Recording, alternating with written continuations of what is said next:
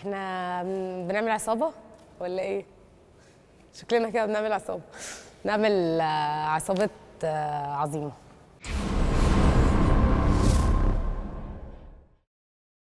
عن دوري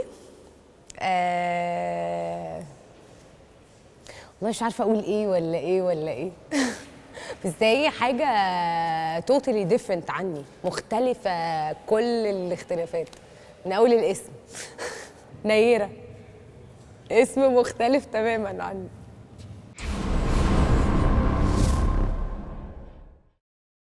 أول مرة أشتغل مع أستاذ وائل. هو أول مرة أشتغل مع كل الكاست إلا كريم عفيفي. أستاذ وائل إحسان ما كنتش متخيلة إن أنا هبقى مرتاحة الراحة دي. أستاذ وائل بيطلع حاجات في الممثل، يعني حاجات أنا عمري ما كنت أتخيل إن هي هتطلع مني. يعني معرفش، يعني كنت مرتاحة راحة مش عادية. يعني كنت حاسة إن أنا لا أنا جاية خايفة ومش عارفة لو انا هبقى تمام ولا مش تمام. بس لا الحمد لله اتبسطت قوي قوي قوي قوي. الشغل مع اس ده حاجه تانية، حاجه مختلفه تماما. يعني في روح، يعني انا فاكره انا لسه قايله لها من شويه اوت اوف نو وير كده، انت بتبقى عايز تقول لها انا بحبك. هو انا قاعده اللي هو لا انا بجد بحبك، مش يعني بحبها كلها على بعض. يعني في راحه وفاميلي وعامله جو.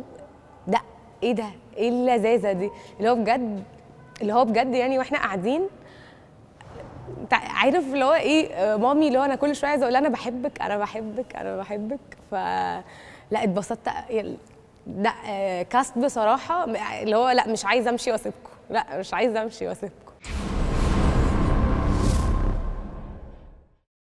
كان في روح حلوه قوي قوي قوي، وفي اللي هي روح الفاميلي دي، وده ما بيحصل يعني مش في كل الاوقات بيحصل. انا الحقيقه تو بي اونست مش هقول ما حصليش، بس انا كنت محظوظه ان انا دايما بيحصل لي جو الفاميلي ده، يعني الحمد لله. بس هنا في كده حاجه مختلفه، اللي هو احنا كلنا اسره مع بعضينا.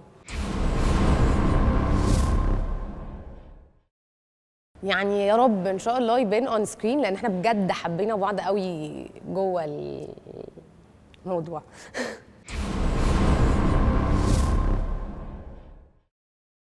في حياتي ابيض.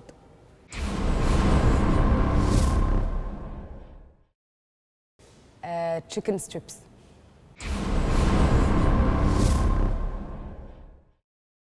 اخر حاجه اشتريت لطفل لعبه باز يطير. عشان كان عايزها، قال لي عايز باز يطير.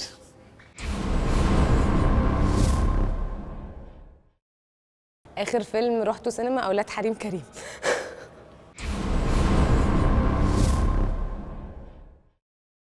اخر مسلسل شفته سفاح الجيزه.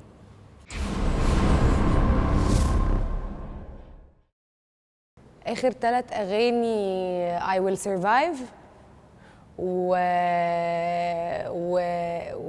ايه كانت ايه في لا ثانيه انا فاكره كتير بنعشق لشيرين.